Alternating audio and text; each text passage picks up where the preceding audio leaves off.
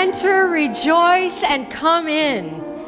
Come in from wherever the summer has brought you. Come into this community of caring, searching, learning, and serving.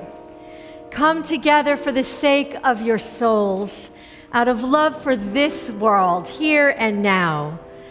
Come together in gratitude for our shared sense that there is a deeper life and love we can find and live together than any we can create alone. It is good and right to come together and to join our voices in our opening hymn, Enter, Rejoice, and Come In. It's number 361 in the gray hymnal that you should find in your seat or somewhere around you. Number 361. And please rise in body or in spirit. Enter, rejoice, and come in. Enter, rejoice, and come in. Today will be a joyful day. Enter, rejoice, and come in. Open your ears to the song. Open your ears to the song. Today will be a joyful day. Enter, rejoice, and come in.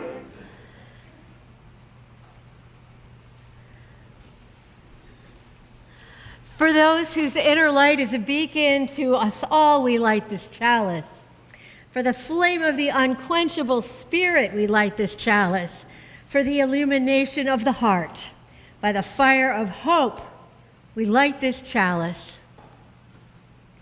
I have written a children's version of our covenant, and we're going to read both antiphonally or responsively. So I'll start with do you all have an order of service? Awesome.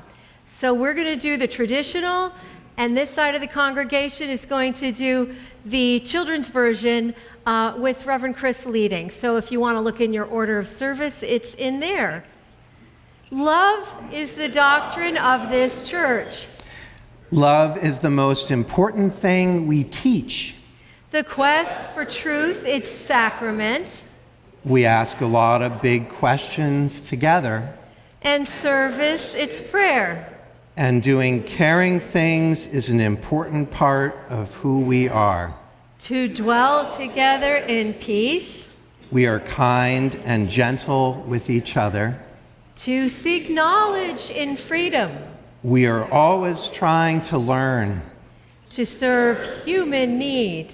It is important to help people we don't know. To the end that all souls shall grow into harmony with the divine. Because we are all growing our hearts and souls. Thus do we covenant with each other and with God. This is our promise to each other and to all of creation. So may it be. A lot of Unitarian Universalist congregations hold a water communion or water ritual at the beginning of their program year, in which participants of all ages bring living waters from places that they have been over the summer. And they mingle them together for use by the congregation, which we do. We use our water in ceremonies like the blessing of babies, or sometimes for a special blessing of commission when people in the congregation are going forth to do some good work in the community, or they're going to go to our General Assembly. And sometimes I bring the water to people who are very, very sick or who are at the end of their life to offer them an anointing and a blessing, to let the spirit of the congregation be especially with them in that tangible way that they can feel. So today we share our water ritual, our communion, to demonstrate how all water is connected, just as all things are connected by the spirit of life. Water molecules never stop existing. They just get recycled over and over.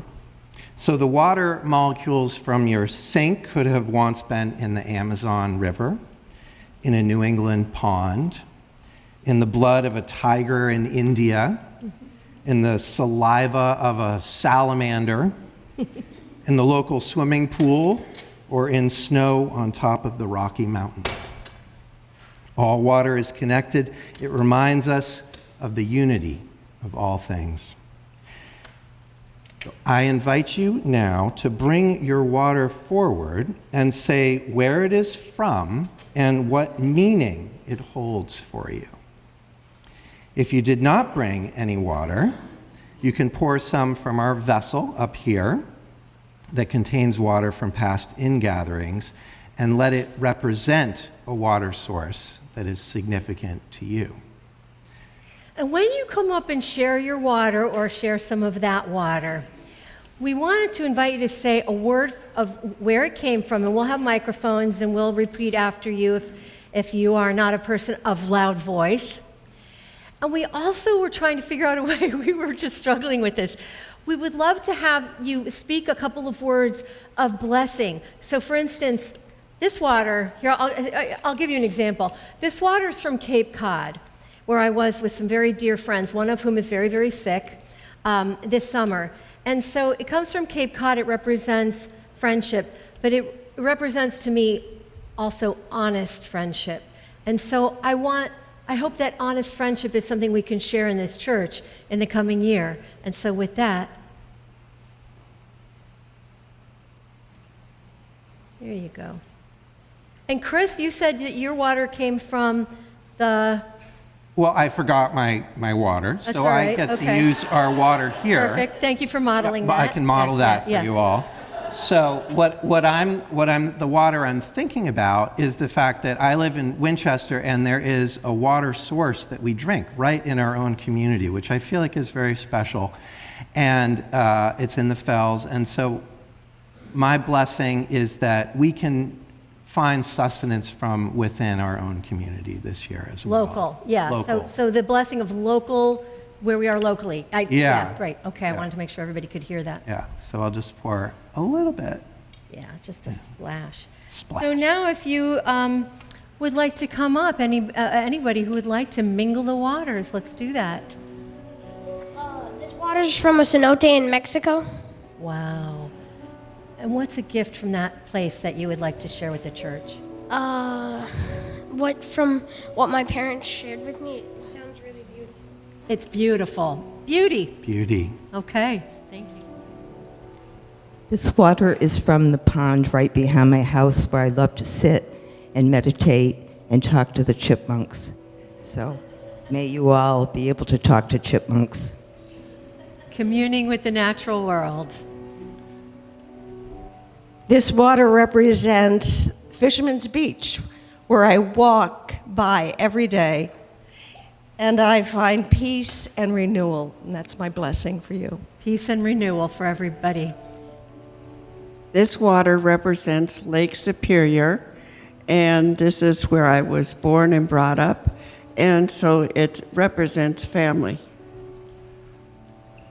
This represents water from the JCC swimming pool where my wife swam this summer. Our romantic destination for the summer. Another local gem.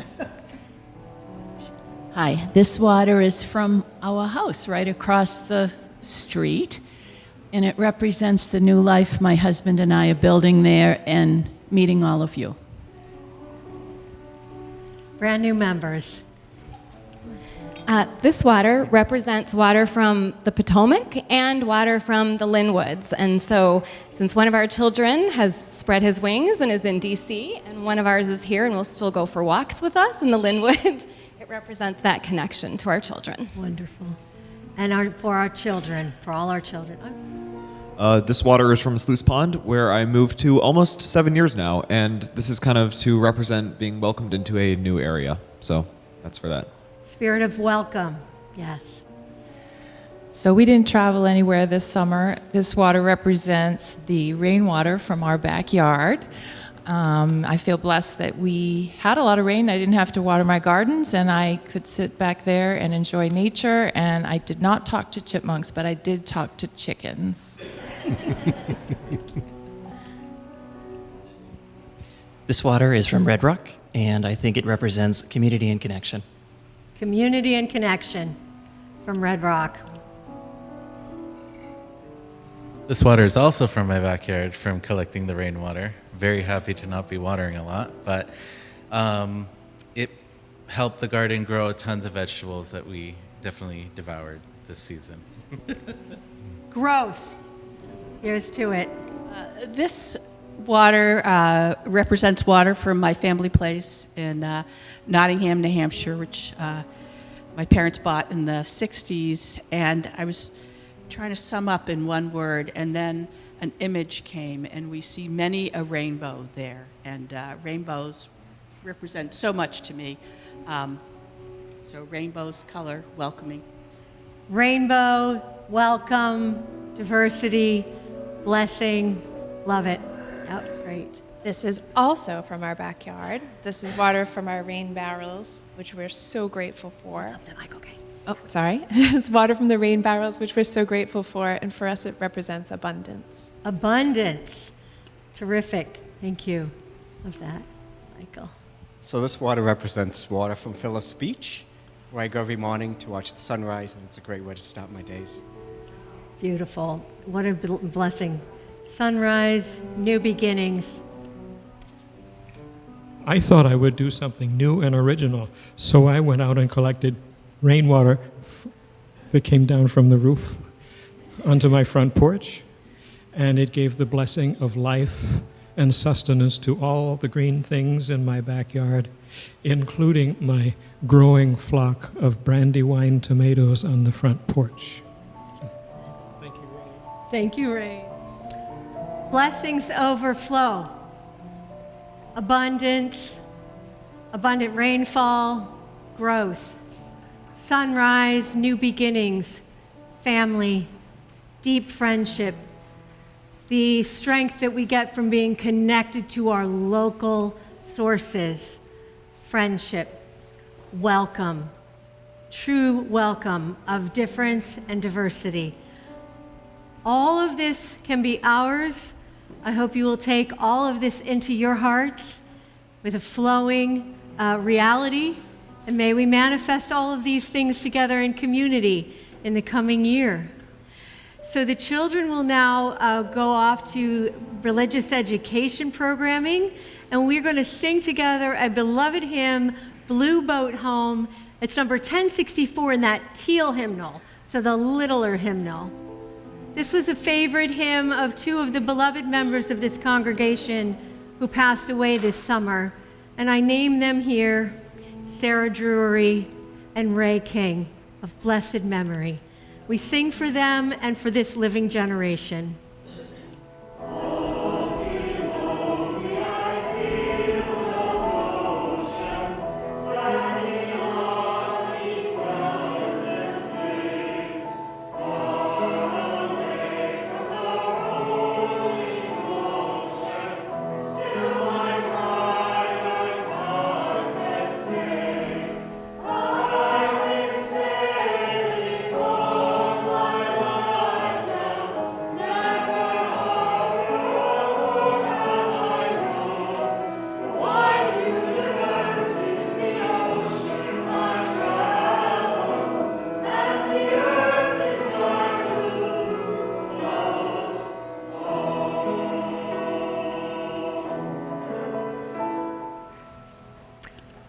You sound good. Michael Salona will be introducing our offering this morning, but before he does, no, it's okay, you can start. I just want to extend a special welcome to those of you who are joining us online, hello, or who are new among us or returning after a long extended absence. And I want to invite you to share the hospitality of our Board of Trustees, refreshments and coffee in the parish hall. And that's Mary Gatlin, the president of our Board of Trustees this year, back there ushering. And so that's just right around the corner as you exit the sanctuary. I don't even want to get into a lot of big announcements because there's so much available at UUCGL.org and also in your order of service. Lots of information, lots of programs coming up.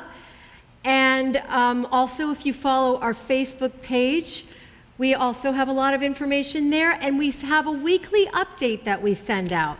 And that's a handy little email reference that I hope you will sign up for. And if you're new, you can sign the guest book, which is right as you come into the sanctuary, and just let us have your email, and we'll pop you right onto that list. Yeah, there's a lot of information, and we hope that you'll avail yourselves of it. And now, Michael. Good morning, everybody. My name is Mike Salona, member of the church for about 20 years. It's great to see everybody here. It's nice to be back after a little bit of an absence. I am here to introduce the organization that'll be benefiting from the 50-50 split from our plate offerings. It's the Friends of Lynn and Nahant Beach, an organization that I've been involved with as long as I think I've been a member of the church and kind of a member of the North Shore community. We're a group, a nonprofit, that focuses on education around the issue of Kings Beach, as well as about marine biology in the Lynn Public Schools. We do a concert series in the summertime at Red Rock Park. And I would say our focus right now is on Kings Beach, has been for a while, and if you want to be bored to tears, please find me after the service. So, but we welcome any and all assistance and donations and are very grateful for it. Thank you. Oh, and I was going to bring Kings Beach water here for the, but I know you boil it, but I still thought it's fine. It's fine. Yeah. Thank you. Yeah, this was a sad year for our local beaches, as Michael just alluded to, especially our Kings Beach in Swampscott and Lynn. I live very close to Kings Beach, and many times I would walk down, usually with my Beagle Dibs, and I would see our beach lined along the Lynnway with red flags bearing the messages unsafe, bacteria levels very high, caution, warning. Very, very hard to see, and solutions are being worked on, and it's been many, many years. Michael is one of the many who has been faithfully in there battling for more attention, more money, more technology, and really to solve this issue. We are concerned about the environment here and everywhere else. The fires, the hurricanes, the scorching heat out west. One of the books I read this summer is called Erosion, Essays of Undoing by nature writer and environmental activist Terry Tempest Williams. I don't know if you know her work, but she's terrific. In her book, she interviews Tim DeChristopher. Now, Tim DeChristopher made the news quite a while back. You might remember his name. He was the University of Utah student who went to an oil and gas lease auction in 2008. It was for an auction for public lands held by the Bureau of Land Management. And he kept just putting his paddle up to bid on these leases. And he won, I think, 14 of them, $1.8 million worth of leases. He had no intention of developing these leases for oil and gas. Keep it in the ground is the rallying cry of these climate activists. And he had no intention and no way of paying the $1.8 million that he had committed to spend. And so he subsequently spent 2 years in prison on felony charges. And he got 3 years of probation and a $10,000. Right before he was sentenced by the judge, DeChristopher gave an impassioned speech, and he looked at the judge and he said, "This is what love looks like." Martha may be one of the people who remembers the echo of that sentiment in,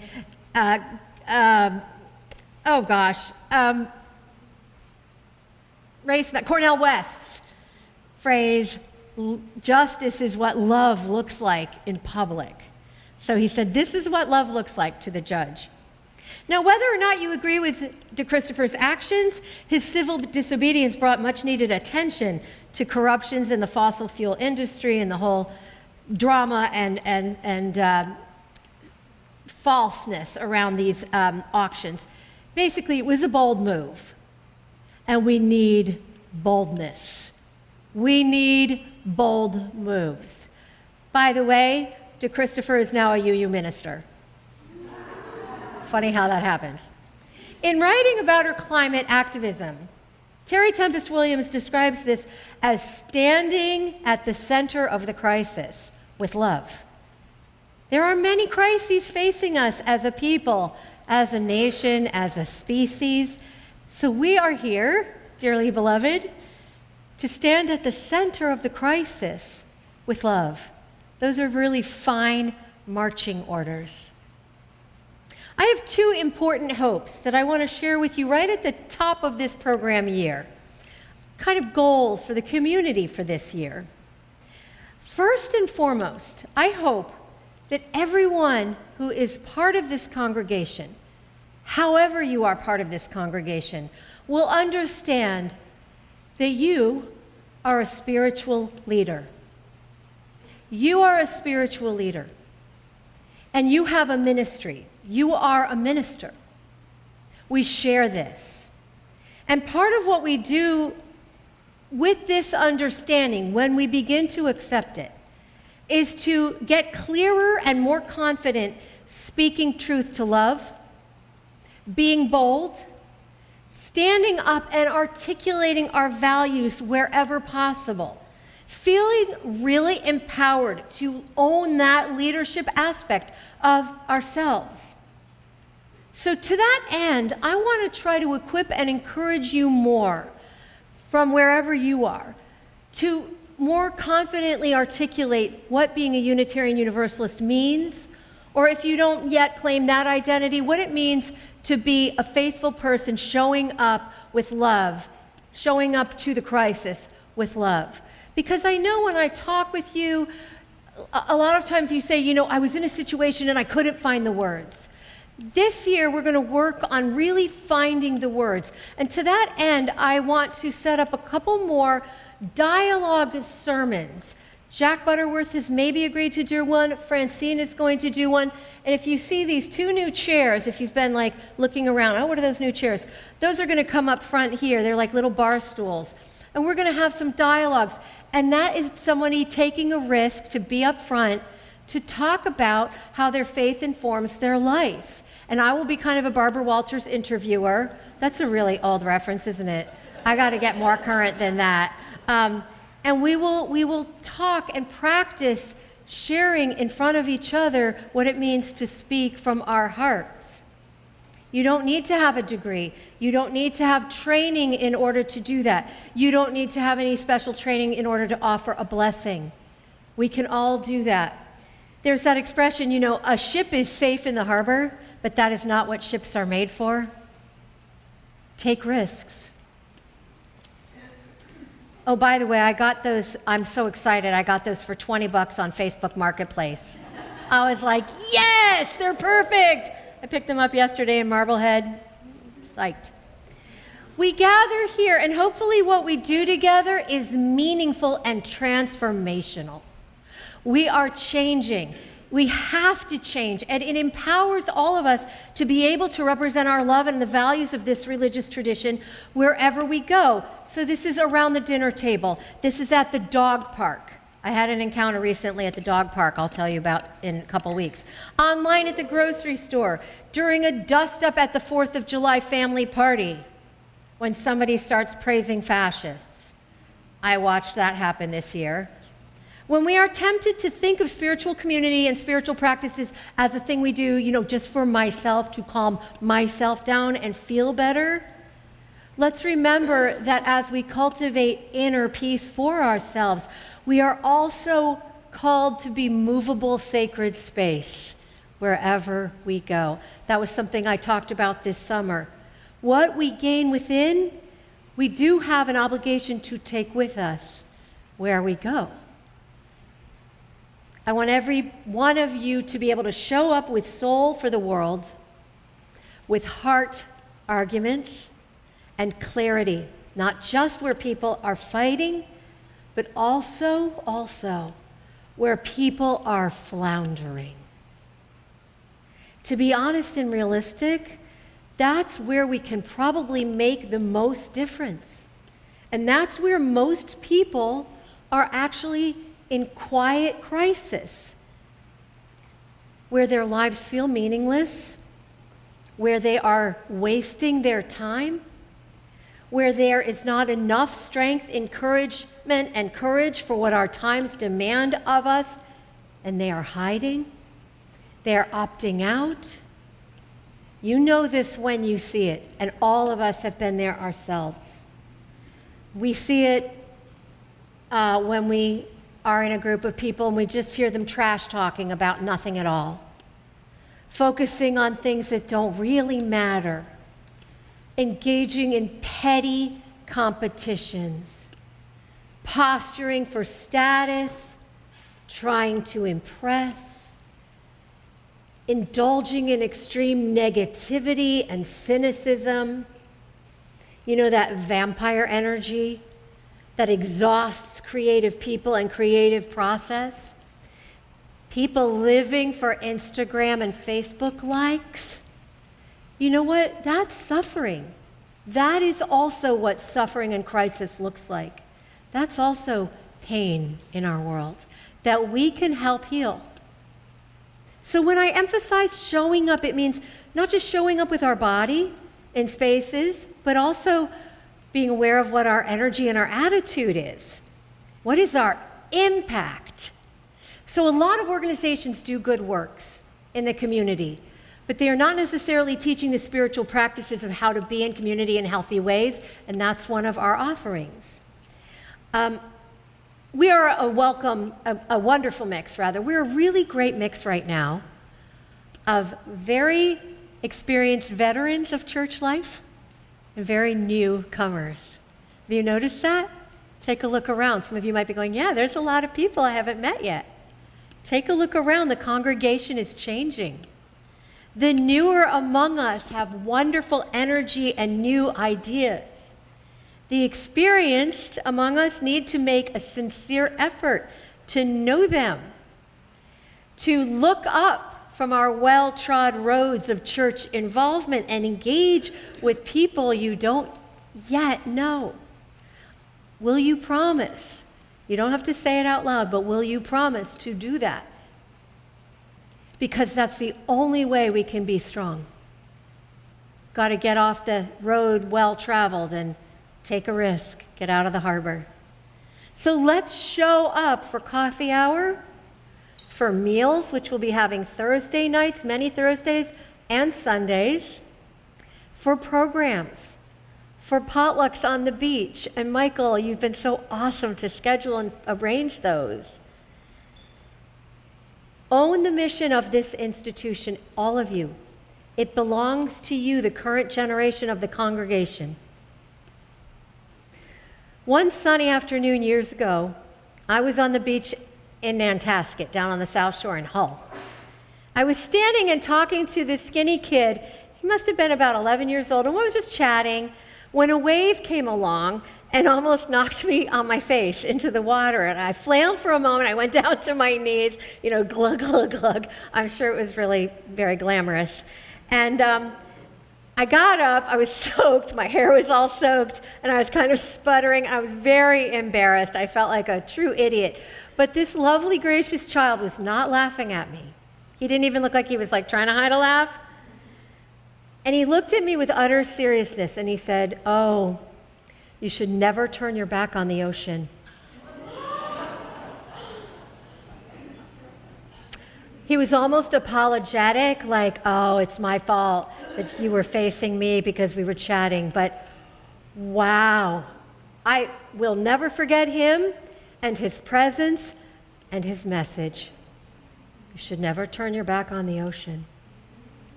The waves are coming. They have been coming.